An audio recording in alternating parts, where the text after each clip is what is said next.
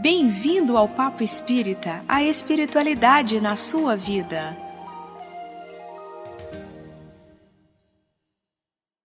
Olá, eu sou Ana Cristina Sampaio e o nosso bate-papo de hoje vai ser sobre leis morais da vida, uma continuidade do Papo Espírita sobre Justiça Divina, que vale a pena conferir no canal da Comunhão no YouTube.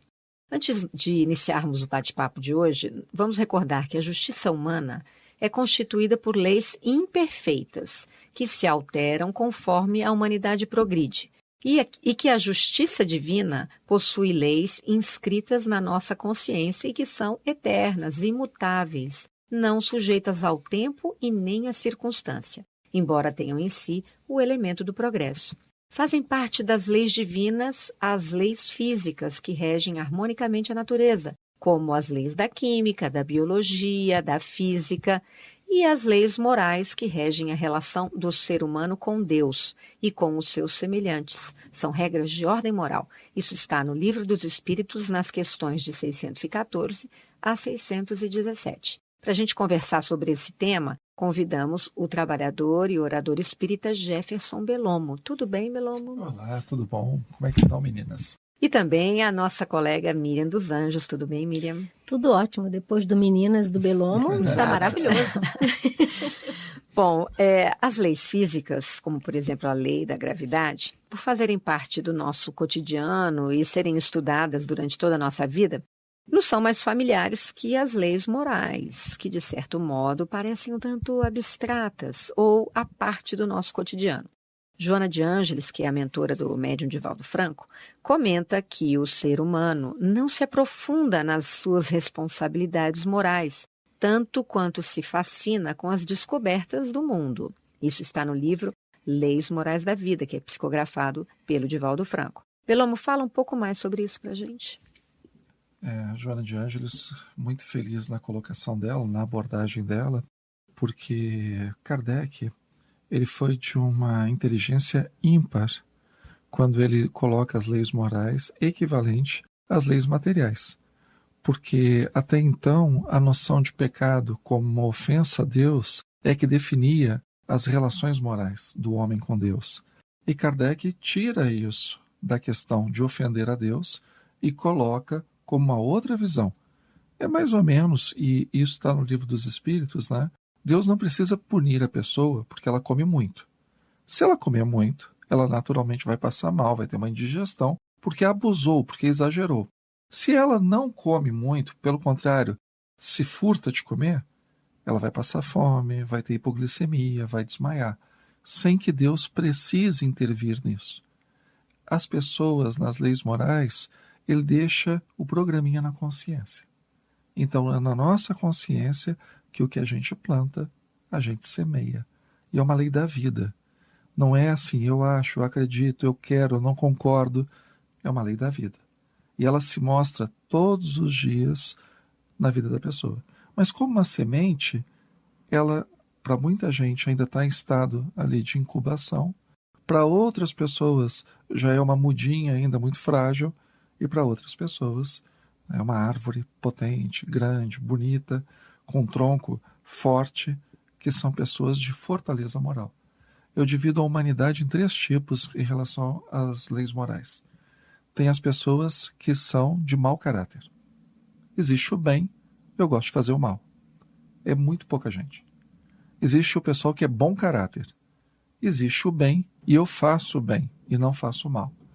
É muito pouca gente. E existe o fraco de caráter. Existe o mal, eu sei que não é para fazer, mas é tão gostoso, aí é a população. Por isso que é importante o estudo das leis morais, para a gente se fortalecer e não cair na fraqueza. Miriam. É interessante, né, que o Belomo... Porque, na verdade, as leis morais, embora, como a Ana Cristina falou, pareçam abstratas, elas são tão reais quanto a lei da gravidade, não é? E a gente custa a perceber por causa da questão da fraqueza de caráter. É muito... Porque se as coisas ruins, né, elas não trouxessem para aquele que a faz um certo nível de prazer, não faria.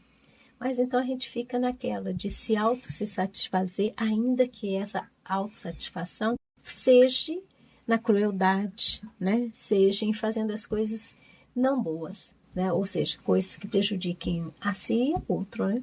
Se as leis morais elas estão inscritas na consciência e se a maioria de nós temos uma certa fraqueza e ainda usamos do nosso egoísmo, do nosso interesse particular nas nossas atitudes do dia a dia, isso quer dizer que lá no fundinho de cada um acende uma luzinha vermelha quando comete um ato que contraria a lei moral?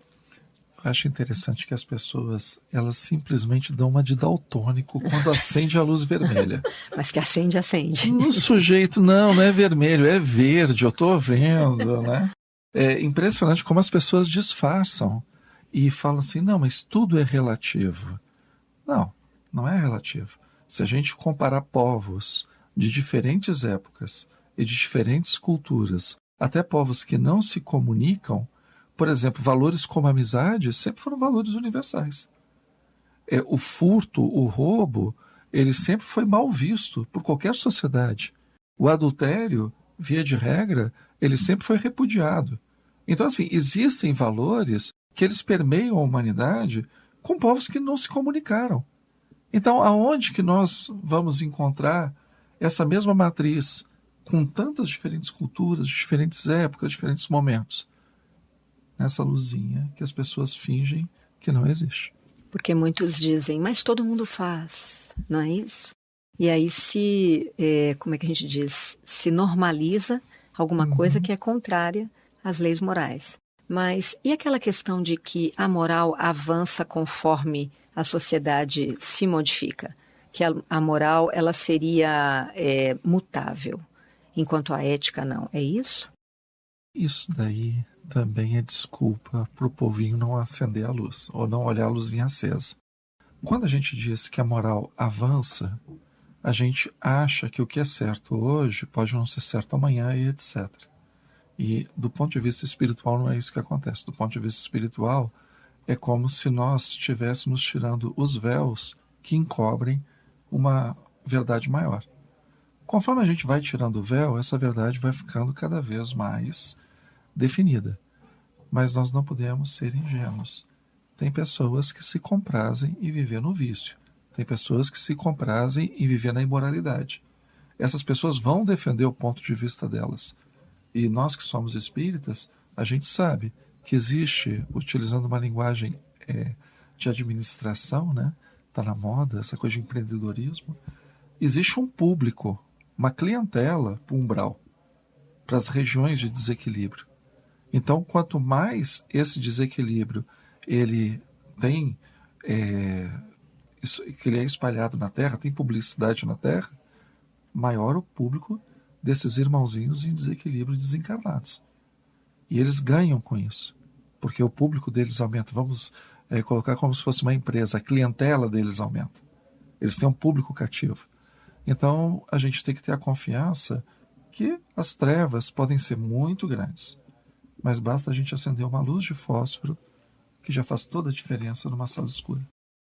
Bilomo falando, me lembrei quando se diz, né, numa das nossas obras espíritas, que o mal, ele é audacioso, barulhento, né, falando com minhas próprias palavras, enquanto que o bem, ele é mais tímido, ele é discreto, e aí a gente, como faz muito barulho, a gente acha que o mal prevalece. Infelizmente, a nossa mídia tem colaborado porque os seres humanos também gostam de assistir, compram, né? Não é? Compram, dão audiência.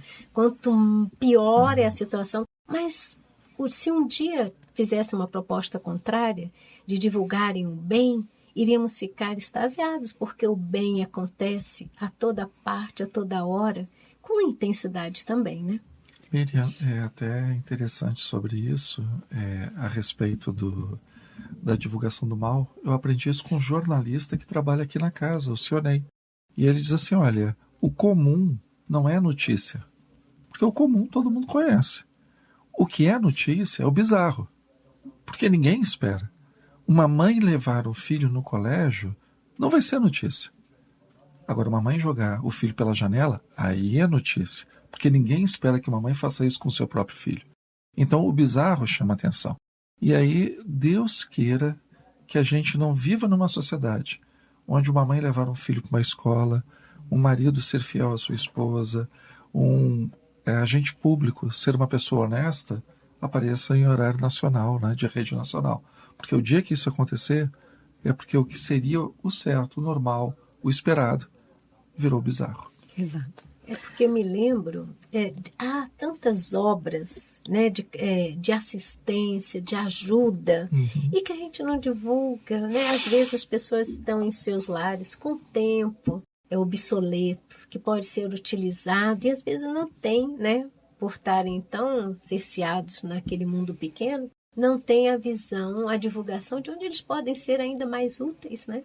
E outra coisa, quanto mais você divulga o bizarro, o ruim, o mau caráter, né?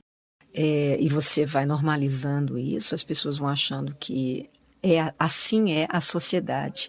E as pessoas começam a desconfiar umas das outras, começam a viver numa negatividade, numa situação de eu não posso sair na rua porque aquela pessoa que está passando ali, ela pode me assaltar. Eu não confio em ninguém, o mundo não vale a pena, o mundo está pior. E a quem interessa esse tipo de pensamento, né? Então, quanto mais a gente conhece das leis morais, sabe da sua imutabilidade, de que elas sempre existiram dessa forma, vão continuar existindo, e a sua contrariedade pode levar a consequências, né? Mais facilmente a gente passa a mudar as nossas atitudes, não é isso? Com certeza. E a gente... Oi. Pode falar. E a gente tem que ter em mente que as pessoas, elas não podem dizer assim, o mundo está pior. Estuda história. Estuda história. Vai ver, por exemplo, no Império Romano, um pai podia matar uma criança até os seus 2 anos de idade, porque se considerava que a criança até os 2 anos de idade não tinha alma. As crianças que foram achadas em Pompeia, a coluna dessas crianças tinha vértebra totalmente comida, porque botava essas crianças escravos, né, para fazer trabalho de adulto. Uma pessoa, por exemplo, muitos mártires cristãos, eles morreram por diferença de opinião, porque eles queriam exercer a religião deles e não podiam. Então, tem uma série de coisas que, se a gente olhar, a humanidade evoluiu muito, talvez não do jeito que nós gostaríamos. Não, né, com a fome que nós temos de um progresso, mas melhorou. Melhorou no ritmo que a humanidade se permitiu. Então, a duras penas estamos indo. Belome e Miriam, a vida em sociedade requer certas regras, né, que norteiam a conduta humana e os costumes. E são essas regras que chamamos de moral. Toda moral se encontra encerrada nos preceitos de amamos uns aos outros e fazemos ao outro o que queríamos que nos fosse feito. No processo evolutivo, necessita a alma humana tão somente o progresso moral? Não. Ela precisa também do progresso intelectual. E o progresso intelectual é o que desenvolve o progresso moral. Isso não é da minha autoria, são dos espíritos da codificação, se encontra no livro dos espíritos e faz todo sentido. Conforme a inteligência da pessoa avança, a sensibilidade acompanha. E a sensibilidade faz com que determinados atos, que até então eram normais, conforme a gente vai ficando mais sensível, mais inteligente, a gente vê aquilo como ato de crueldade. Então, não tem muitos anos, né, que, por exemplo, uma pessoa tem um animal de carga, um animal de estimação, maltratava aquele animal, era propriedade dela. Hoje tem uma lei e tem uma cultura que defende esses animais. Então, assim, partiu de uma sensibilidade, partiu de uma inteligência. Por isso que é importante, são as 2 asas da evolução, a inteligência e a moral. Não adianta fortificar uma, se a gente, que eu digo, né, tem muita gente boa que quer fazer caridade entregando aqueles pratos congelados para o mendigo. Esquece que mendigo não tem micro-ondas. Então, quer dizer, só boa vontade sem inteligência, o cara vai ficar olhando para aquele prato e não vai saber o que fazer, né? Então, só tem que ter inteligência, tem que ter bondade para que a gente possa evoluir. As 2 coisas têm que andar juntas. E interessante que para a inteligência e a bondade, temos que levar em consideração a vontade, né? Acho que, acima de tudo, além de ter conhecimento e a intelectualidade acompanhando, a gente precisa de usar mais a nossa vontade, né? Exato. Tem muita gente que tem muitas ideias, né? E tem vontade de fazer grandes revoluções. Porém, esbarra na pequena vontade. E tem pessoas muito simples que, com muita vontade e, às vezes, pouco conhecimento, faz muita coisa também, né? Miriam, você tem uma proposta para fazer para nós, não é isso? É verdade. A proposta é que as leis morais, Kardec, como sempre, muito sábio e perspicaz, ele a dividiu em 10 partes. Para que nosso bate-papo não fique meio enfadonho, né? Pareça uma aula, né? Lei tal. Eu escutei há pouco uma palestra do Haroldo Dutra falando de justiça divina, né? E evangelho, e ele fez uma divisão, né? Para que pudesse estar encaixando essas leis. Primeiro, os nossos deveres para com a nossa relação com Deus. Então, ele encaixou a lei da adoração. Depois, quais são os nossos deveres na relação conosco mesmo? Né? Então, a lei da reprodução, né? A lei da destruição. E depois, a relação nossa com o outro. E aí, ele colocou as demais leis do progresso de sociedade. Então, a minha proposta é que, quando a gente estiver conversando da relação com Deus, da relação conosco, da relação com o próximo, que a gente faça, Belome, se é possível, um sanduichinho bem perfeitinho, que a gente consiga encaixar as coisas. Ok. Vamos ouvir, então, um pedacinho da palestra do Haroldo, que você citou? Pois não. Mas, sabedores de que Kardec enumerou diversas leis morais, tivemos a ousadia aqui de agrupar essas leis morais em 3 conjuntos. 3 conjuntos. É um critério. Não estamos impondo nenhum critério. É apenas uma maneira para facilitar a nossa reflexão e a nossa reverência ao terceiro livro, de O Livro dos Espíritos. No primeiro grupo, então, estariam aquelas leis que dizem respeito à relação do homem com Deus. O homem com Deus. No segundo grupo estariam as leis que dizem respeito à relação do homem, do ser humano, consigo mesmo. E no terceiro conjunto, as leis que dizem respeito à relação do homem, do ser humano, com o próximo. Então, Ana, na relação do ser humano com Deus, conforme Haroldo, né, nos ajudou a agrupar, está a lei da adoração. Beloma, você poderia falar para os nossos ouvintes como está presente esta lei da adoração em nossas vidas? Kardec também, de uma forma muito feliz, ele disse que não teve um único povo na humanidade que não acreditava no poder de Deus, na presença de Deus. Então, isso os espíritos colocam como uma intuição que todo mundo tem, que nunca teve um povo que, por natureza, fosse ateu, né? E mesmo o ateu, pelo fato dele acreditar que não existe nada, ele já é um crente. Acreditar no negativo é acreditar. Acreditar no negativo não é ausência de crença. É você crer também. Eu creio que Deus não existe. Não deixa de ser uma crença. Mas isso é exceção. A maioria das pessoas e todos os povos têm esse relacionamento com Deus. Uma das passagens bíblicas que eu acho muito interessante é a respeito da presença de Deus na vida da pessoa, no livro de Sabedoria. No livro de Sabedoria diz que o homem, para conhecer Deus, para o homem, para ter sabedoria, ele tem que ter temor a Deus. E eu sempre pensei, poxa, temor a Deus, então para ter sabedoria eu tenho que ter medo de Deus. Depois a gente estudando mais, a gente vai ver o que era o temor para o judaísmo antigo. É quando o homem se via na presença da divindade.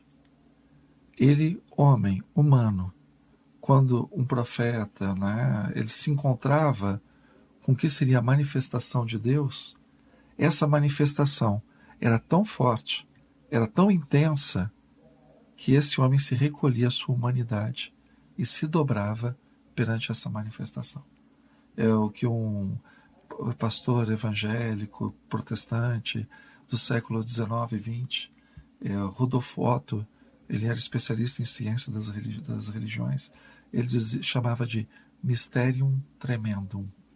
Quando você encontra Deus, né, e aí tem várias narrativas, Ezequiel vê, por exemplo, Deus com cavalos, com anjos, fazendo um estardalhaço, como se fossem 1000 cachoeiras caindo na frente dele.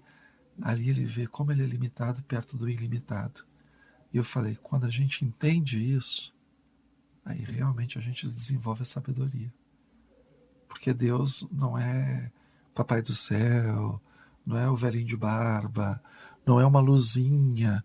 Não, Deus é uma presença que, quando se manifesta, a primeira coisa que nós reconhecemos é a nossa humanidade. Porque a gente se vê tão limitado perto dele que a gente tem que se recolher à nossa humildade, né? Por isso que a lei de adoração é tão importante. A lei de adoração é entender Deus na sua magnitude. Quando a gente entende isso, qual é o problema da vida que é grande o suficiente para nos assustar? Vamos ao nosso intervalo e voltamos em seguida com o tema Leis Morais da Vida. Continuem conosco, é 1 minuto só.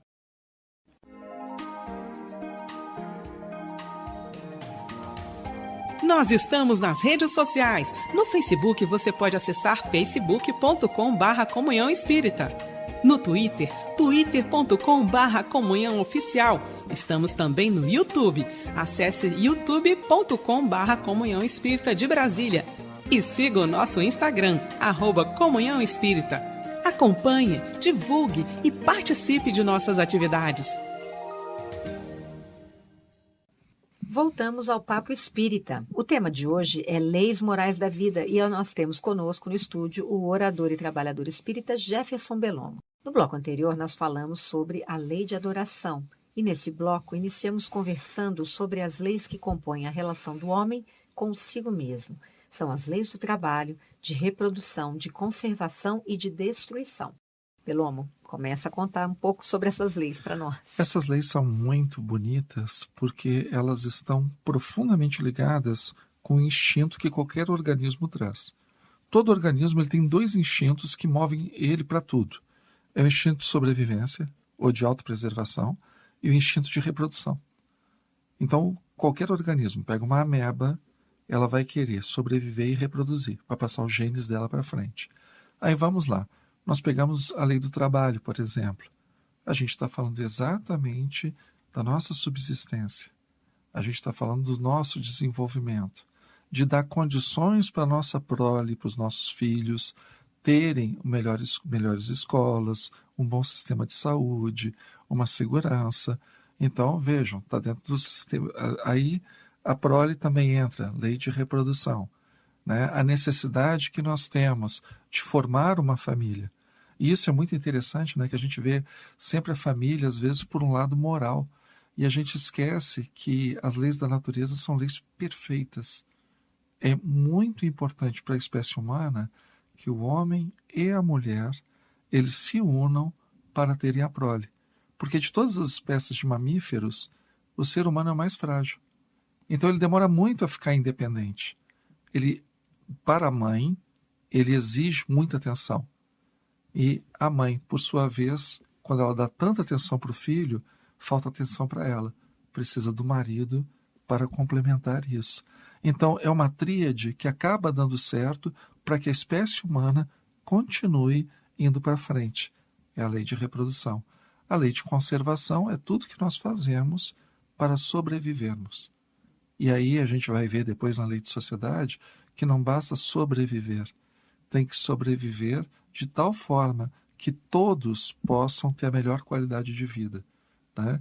Então, assim, quando ele coloca... E a lei de destruição é uma lei da vida. E o símbolo melhor da lei de destruição é o próprio esgotamento do organismo com o fenômeno da morte. Porque já imaginou se todos os organismos ficassem vivos e nunca morressem?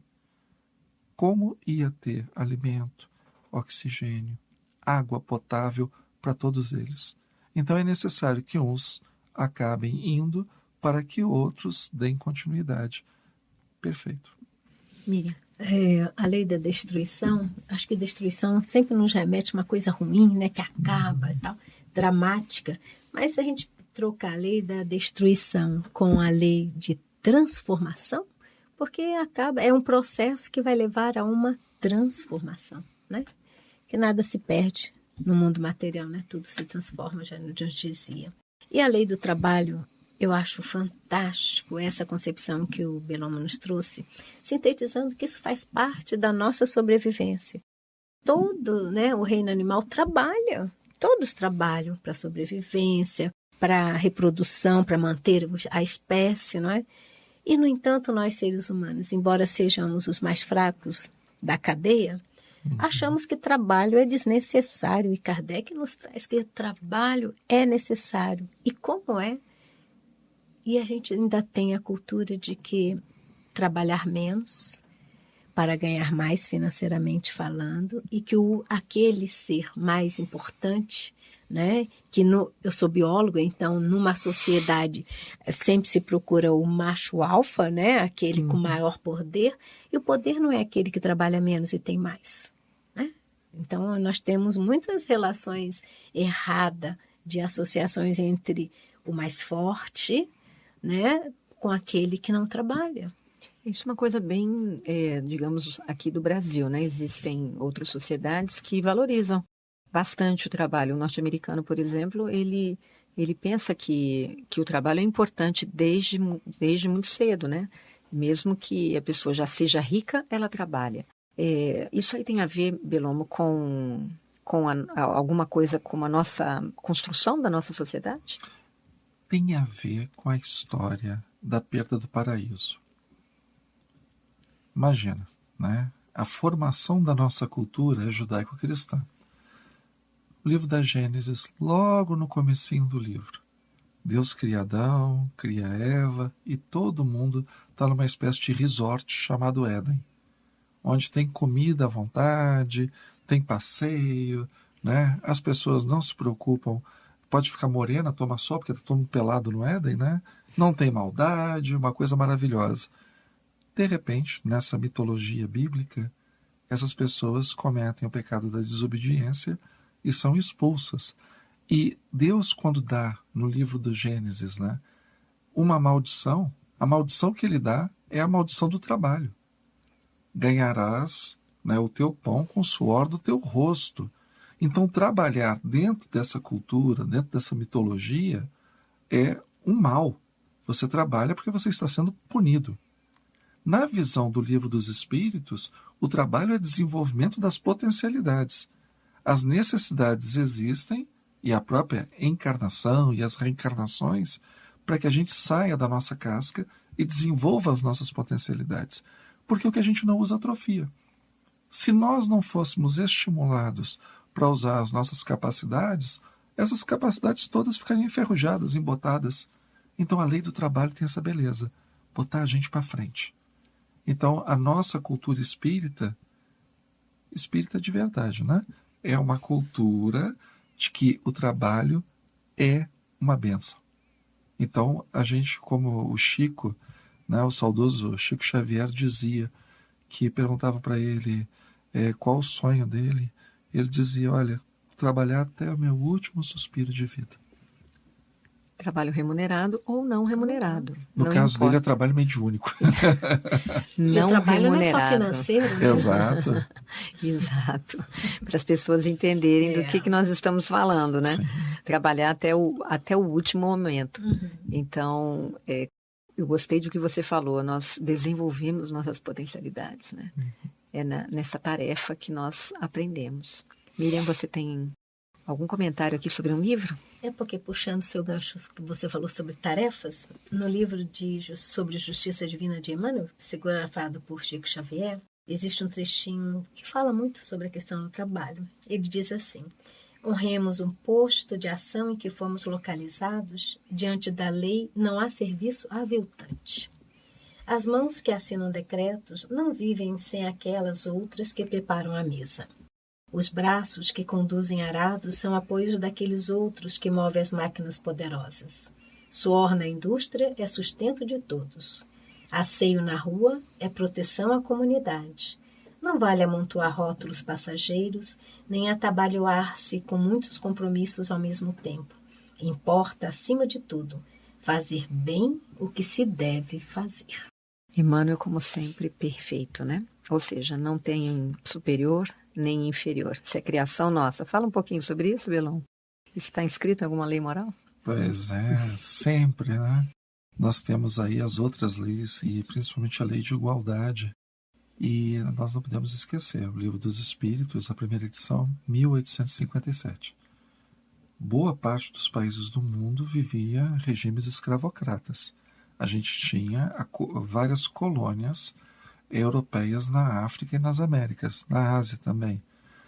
Por exemplo, o país da África, a Mauritânia, até hoje, não de maneira formal, mas até hoje ela tem uma condição socioeconômica escravagista.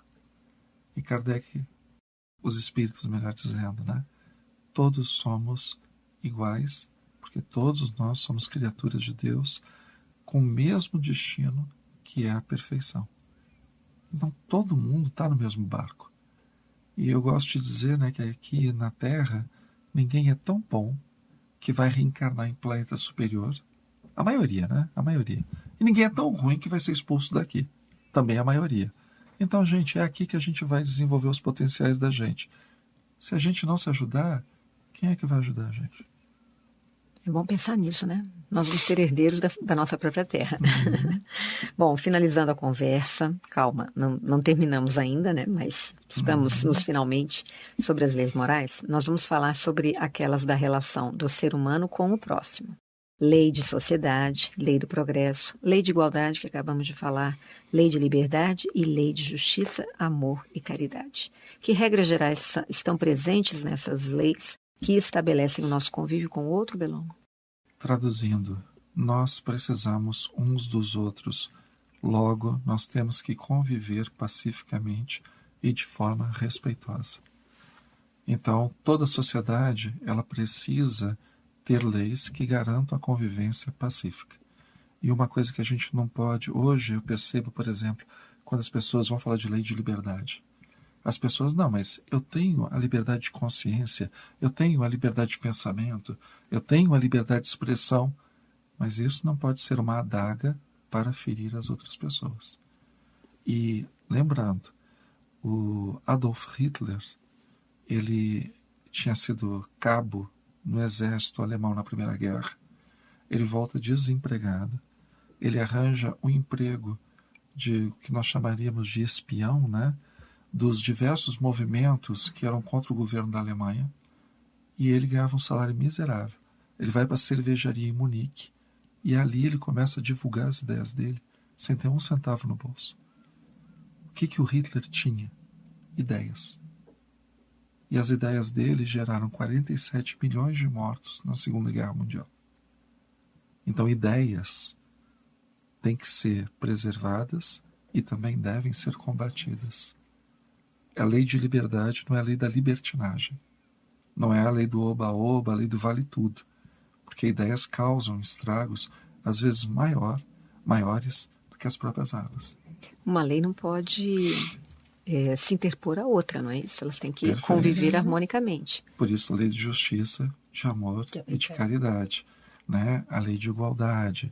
Porque, por exemplo, hoje nós vivemos um momento social, e bom do Espiritismo é que a gente pode analisar, né, pela ótica do Espiritismo, diversos assuntos da atualidade. Nós vivemos movimentos cada vez mais a favor de minorias contra boa parte da nossa cultura. Não estou dizendo que minoria não deva ser protegida, não é nada disso. Mas a partir do momento que nós vemos um grupo sendo privilegiado em relação ao outro, seja que grupo for, estamos ferindo a lei de igualdade. Então o que a gente deve preservar sempre é dar igualdade para todas as pessoas, para que as pessoas se desenvolvam, tenham oportunidade de desenvolvimento igual. Mas nem todas as pessoas vão se desenvolver, porque as pessoas são diferentes. E nós temos que respeitar isso, né? Nós temos que garantir isso para as pessoas, o acesso. Agora temos que entender que nem todos vão querer. E existem livros que falem sobre as leis morais para as pessoas, os nossos ouvintes que queiram se aprofundar mais nesse tema? Tem um que eu gosto bastante, que é da minha época de mocidade, e isso já vão bons anos. Rodolfo Caligares, As Leis Morais. Tem vários apontamentos muito atuais até o dia de hoje, né? Que é um livro que não é todo mundo que conhece, não é todo mundo que lê, e tem uns apontamentos muito legais. E o Livro dos Espíritos, óbvio. Eu também coloco na sua listinha o Evangelho segundo o Espiritismo. Sim. Porque aí, vamos dizer, está tudo também. Todas ali. As lições estão lá, não é isso? Uhum. O mais interessante é que não adianta a gente achar que as leis morais se modificam. São imutáveis. Elas existiram, sempre vão existir, estão escritas na nossa consciência, porém, de acordo com uma moda da sociedade, não é isso? Ou uma compreensão que aquela sociedade tenha, se modifica, né? Como se fosse uma coisa normal para aquela sociedade. Mas eu acho que é importante a gente deixar claro, né, para o ouvinte que quer entender mais como isso funciona, que as leis morais, elas são essas, imutáveis. Não existe diferenciação de comportamento, né? Isso é importante porque, por exemplo, a mulher, numa sociedade, nós, como civilização, nós temos mais ou menos, a humanidade tem mais ou menos 10 mil anos com centros urbanos, né? Quando ficou sedentária, 10 mil anos. A mulher sempre foi subordinada ao homem por causa da força física. E na lei do Livro dos Espíritos nós encontramos a lei de igualdade. Não é para a pessoa usar a força física para impor o seu desejo sobre o outro. Então mulheres e homens são iguais. Desde que surgiu também a sociedade, quando o homem deixou de ser nômade e passou a ser urbano, ele começou a acumular bens. Então ele começou a fazer o quê? Escravizar outros homens. A escravidão existe há 10 mil anos. O Livro dos Espíritos diz, existe há 10 mil anos e é contra a lei de Deus. Então, agora, né, existe a DPF, Arguição de Descumprimento Fundamental, se eu não me engano é o número 442, que estão querendo legalizar o aborto, descriminalizar o aborto até a 12ª semana de gravidez. Pode até descriminalizar. Mas vamos olhar lá no Livro dos Espíritos sobre a lei de reprodução. É um direito do espírito uma gestação e um nascimento sem ser interrompido pela conveniência dos outros. Quer fazer, faz. Né? O que a gente planta, a gente colhe. O Livro dos Espíritos coloca isso como leis imutáveis. Então não adianta dizer a sociedade está avançando. A sociedade ela só avança quando ela cumpre as leis de Deus. Senão ela retrocede. Perfeito. Bom, quer falar mais alguma coisa, Miriam? Não, perfeito. Nada a acrescentar. Nada a acrescentar? Nada. Então, nós vamos encerrando o nosso Papo Espírita de hoje, quando falamos de leis morais, com a presença aqui do Jefferson Bellomo, a quem nós agradecemos pela participação, a Miriam dos Anjos, que também esteve aqui conosco. O Papo Espírita vai ao ar todas as terças pela Rádio Comunhão na internet e às quintas pelo canal da Comunhão no YouTube. Quer mandar uma mensagem para a gente? Escreva um e-mail para radio@comunhãoespírita.com. Você pode fazer sugestão de temas, perguntas. Estamos aqui para conversar sobre temas da espiritualidade. E convidamos o Jefferson Bellomo para proferir a nossa prece de encerramento. Obrigada a todos e até a próxima. Cristina Miriam, muito obrigado pela oportunidade. Convido a todos que estão nos ouvindo agora a fechar os nossos olhos. Tem esse Deus maravilhoso, que é o amor no seu estado mais puro, a perfeição no seu estado mais puro. Que possamos sentir esse Deus nas nossas vidas, iluminando os nossos pensamentos, clareando as nossas ideias, apaziguando as nossas emoções. Que possa trazer para os nossos corações o calor dos espíritos que amam. Obrigado, Pai. Esse Pai amoroso, esse Pai maravilhoso, trazido por Jesus, que nos coloca no Sermão do Monte, um Pai que olha pelos que mais precisam, e todos somos necessitados. Permanece sempre conosco, Senhor, porque sabemos que Tu estás conosco, mas nós às vezes não te sentimos pela nossa invigilância, pela nossa falta de equilíbrio. Que possamos sentir a Tua presença nas nossas vidas hoje e sempre. Que assim seja, graças a Deus, graças a Jesus. Você ouviu o programa Papo Espírita, a espiritualidade na sua vida.